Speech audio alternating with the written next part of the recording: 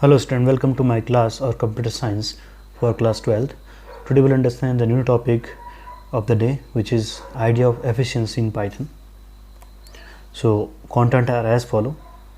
The first one thing we will discuss about what is efficiency idea for the program and its algorithm. Second one thing, we will understand the way by which we can measure the performance, in the term of number of operations, and at last homework. So before I will start the particular topic of the day, so idea of efficiency actually a simple theory part, students. You have to just learn it and just you have to note down in a class of copy, and if the question arises on a board, you have to just write the idea only. That may be a longest theory of the Python program. So let's begin, students. So efficient programming, that means programming when program execute. So student, you can consider when a program is execute, it means to say running time, when it will show you the output, it may be in continuous format. It uses the low amount of overall resources, pertaining to the especially computer hardware also. So as we know, student, when we are going to just run a program, I mean to say execute a program, it definitely take the resources from your computer also, including your hardware of the computer like the RAM, your monitor, and other memory space also. So those programs which takes low amount of the resources, including hardware and time, is termed as what thing? Efficient program. So we will continue the theory according to that only. So here a program is designed by the human being, and different human being may be use different algorithms. You know, student, what is algorithm? Actually it is a step-by-step solution for a particular problem. So every person, I mean to say human being, can have the different algorithm to solve a same problem, or we can say that, or code of sequence, to perform the particular task, so that efficiency of such different programs varies. So student, here is clear and out. So every person can design, I mean to say, solve a particular problem by different methodology, I mean to say different algorithm, different number of the codes. So the same program, I mean to say same problem, can have number of the different codes and number of the different algorithm, and that time the efficiency of program may be vary from one program to another program.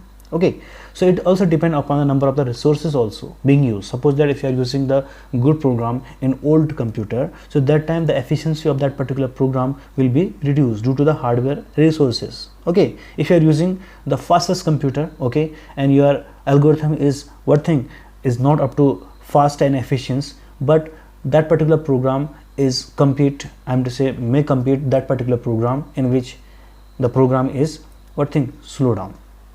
So now we are going to create a low size of number program. So first rule for that, students, whenever you are going to create a program, make sure the LOC, that means a line of code, should be less in amount.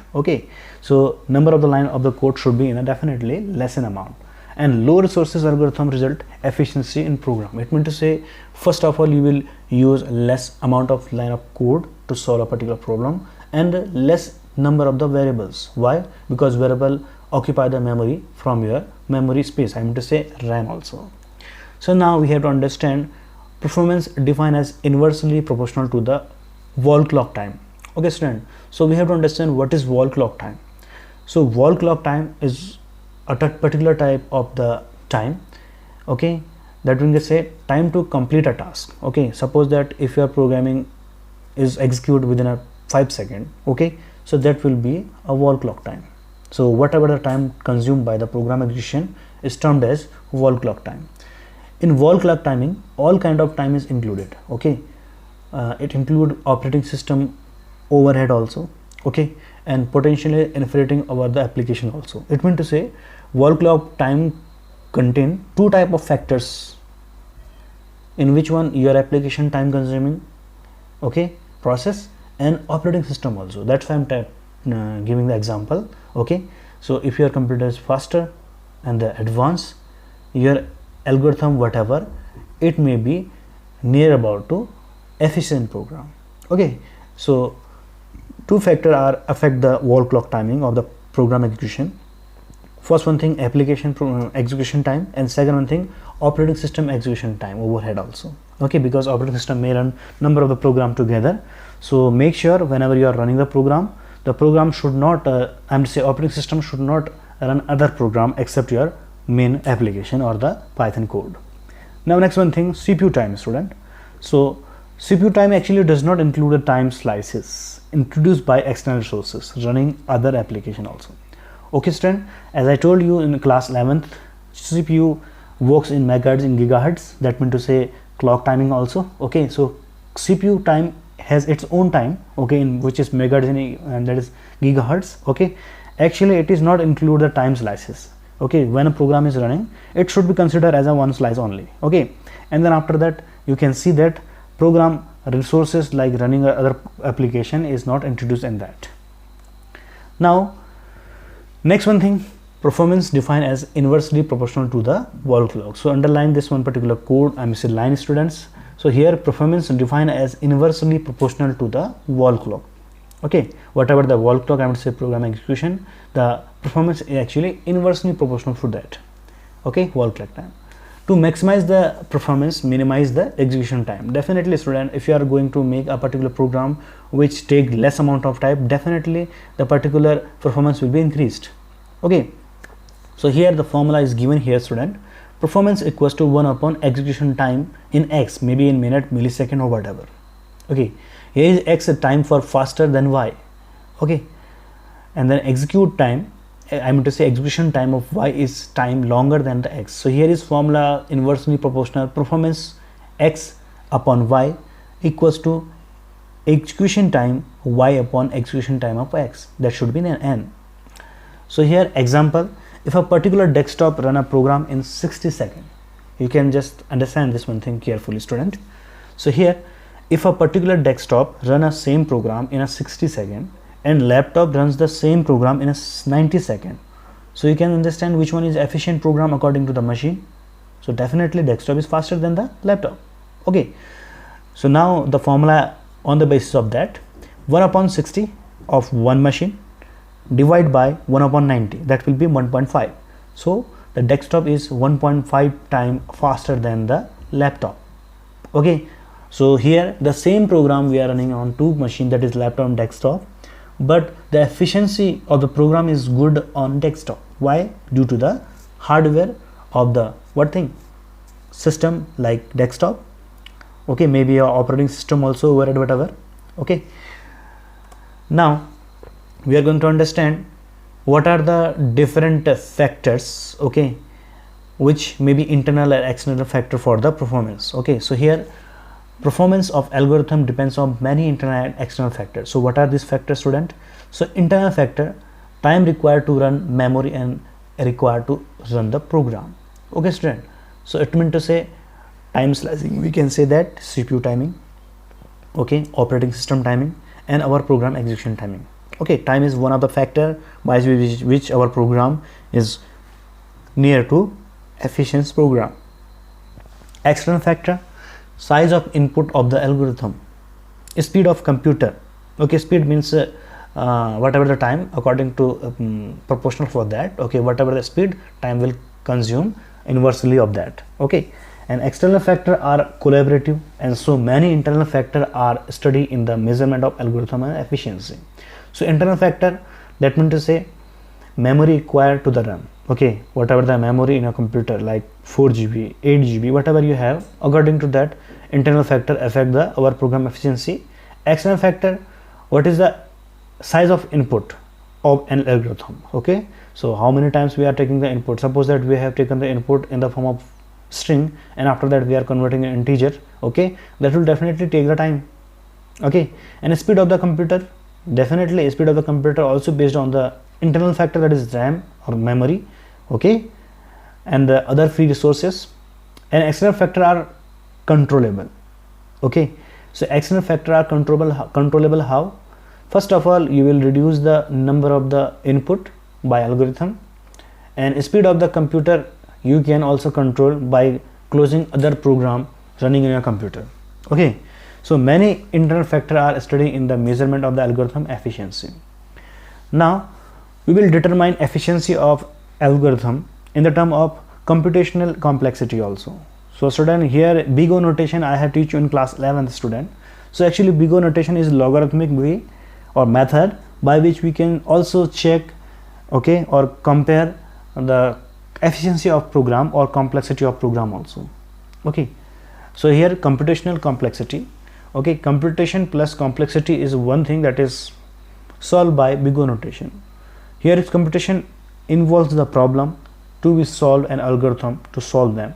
Complexity involves study of factors, okay, whatever the factor like internal external, okay, to determine how much resources like time and memory is necessary for the algo to run efficiency. So student, you have to just underline this one thing and you can note it down definitely.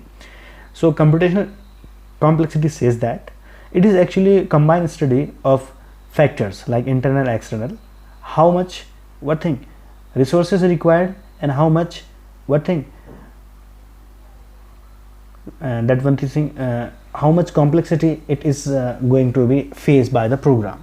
So once we have to read it again, student, computation involves the problem we are solving an algorithm to solve the them. Complexity involves the study of factors, both factors we are talking about, determine how much resources they require, that is run, okay, time to run, that means say time and memory, okay, and how many time and memory is necessary for the algo to run a program efficiently.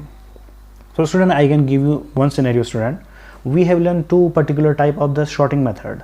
Here is bubble sort and a quick sort, or maybe a binary sort, okay, binary search also, okay. So these program does the same thing, but why we need to make them by different algorithm? Due to the efficiency, okay. So here we are talking about the big O notation. So it allows us to measure the time and space complexity of the our code. So underline this one, student. Big O notation actually allow us, it means a programmer, to measure the time and space. Space means a memory space, okay, and time means the this one thing, how many minutes it will take, okay, complexity of our code. Now performance measurement in the term of the number of operation. So student, first of all we will understand what is number of operations. Here you can see, student, a particular code is given here in which we have run a particular loop, okay. I need to say nesting of loop, I and j, outer loop is I and inner loop is n, okay, and inside that I have just assigned some value by r, okay, in r by r plus both internal and external loop variable multiplication, and after that I have print r. So how many times this particular code will execute? Definitely 4 4 ja 16, because 0 to 3 and 0 to 3 will be say 4, and so it will be execute how many times? 16 times. So that means to say 16 times means operations, number of operations. So we will go through the theory part again. To compute the number of operation in the piece of the code, whatever piece of the code you can see that, then simply count the number of the arithmetic operations, okay. So how many number arithmetic operation we have performed, okay, and plus other operator that code be performing. All operations like addition, subtraction, multiplication and division are usually count to be same, okay, which is not exactly true, since the multiplication code several addition, division includes several multiplication when actually executed by the computer. However, we are looking for an estimated here, okay. So it is a reasonable to assume that on average and all over the count in the same manner. So as I told you, same thing is given explaining here, student. So first of all we have to now count how many operation, arithmetic operation performing, okay. So here is plus and multiplication is given there. So according to that we can count the number of operation. Now how to calculate? What we have to calculate? We have to calculate the performance measurement in the term of number of operation. First one thing method is loop. So here you can see that for loop is going to run, okay, till then n, and m is going to store by m plus 2. So here all the step in loop takes the constant time c, because there is no such type of time factor I have used here, and loop is executed n time. So how many time? So total time c into n, okay, equals to cn, arrow operator, then after that o of n, that is big O notation of n, that is a logarithmic value, okay. So we can find out the log value of n, by that we can see what is the time, okay. And now nesting of loop. In nesting of loop, if the n, okay, 2 time is used, n square will be take, okay. So here same thing, I and j we have taken, till then n, m whatever, m equals to m plus 2. So step will be take care, okay, out of the loop execute time. So here is n square. So big O notation means n square means suppose that 4 into 4 16, so 16 here suppose that 4, so 4. Okay, so number of operation we are going to calculate. Now the next one thing, the third one formula, consecutive statement. Okay, so here suppose that x equals to x plus 1, it is constant time a, okay, because time will be constant for that, and here is n. Okay, so for I in range within round bracket n, okay, and m equals to m plus 2, constant time is c into n. Okay, here is c and n. And then after that, next one program for I in range of n, okay, and j in range of n. So here will be definitely n square, constant time will be n square, because according to that, if you are taking this one a, constant time a, and for here constant time is b, so here is b into n square. Okay, and total time of the both operation, I am saying this one operation, so a plus cn plus bn square. So here you can see that a, okay, plus cn, because cn will be constant for it, plus bn square, here is bn square. So we are talking about these two program together. If you are talking about only this program separately, this will be in a plus cn. Okay, and if you are talking about these two program together, then we have to add them to all to calculate the time. Okay, how many time this piece of code is taken, and this one piece of code is taken. So a plus cn plus bn square equals to o within round bracket n square. Okay student, consider only the dominant terms. Okay, so here only dominant term will take. It means to say what is the biggest time consuming piece of code, we will take that only, because overall time consumed by this one thing. Okay, if you are talking about o within round bracket n, so we are talking about this one thing, but it cover under this particular o n square. Okay, so now then fourth one method to calculate what thing, number of operations, if then else statement. Here we can see that we have taken if statement, somewhere we are going to count the length which is not equals to length of y, okay, that is a, constant time, return false, that means to say b, constant time, else part, within else part we are going to run the loop. So here for I in range within round bracket n, that may be big O notation of n, not n square. Okay, so here f equals to same thing, we are going to c and d. Okay, so here consecutive way, so total time equals to a plus b, here is a plus b plus cd into n, because n is big O notation content. Okay, and at last the big O notation will assume at equals to o within round bracket n, o of n. Can you see that? Now we are going to understand how to calculate by fifth point, that is logarithmic runtime, that is o, big O notation of log n. Actually this is a method by which we can calculate what is the runtime, okay, of the particular program. Okay, so as a log table, the logarithmic table, we have to check how many time it will take. So that's why Python allow us to calculate the log value also with the help of log function. Okay, so we are talking about this one thing, logarithmic runtime. So essentially means that the running time grow up the proportion of the algorithm of the input size. We can understand it again, student. It means that the running time grow in proportional to algorithm of the input size. So whatever the input size, okay, suppose that input size is bigger, so running time will also grow according to that. If input size is less, then running time will be shrink.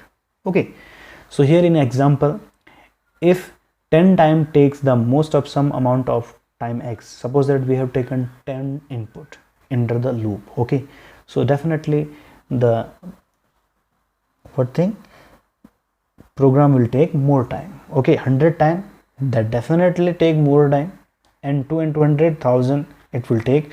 So it depends upon how much input value you are going to take as per according to your algorithm. So make sure algorithm should do not contain more than more input values as per according to your what thing, program. So here are three cases we are discussed, student. So according to the logarithmic big O notation log n value, there are three cases, that is worst case, best case and average case. Worst case, definitely if the algorithm function is defined by maximum number of steps. So if the algorithm containing maximum number of steps, because algorithm is a step by step solution, if the more steps are in a particular algorithm, that will definitely take time in sense in a size, and it will be considered as worst case complexity. Then the second one point, best case complexity of the algorithm, if the function defined by minimum number of steps on the instance of size of n. So whenever the algorithm is less amount of number of steps, it will be best case complexity, because it will not take more input and more steps. It will solve in minimum steps. At last, finally, the average case complexity.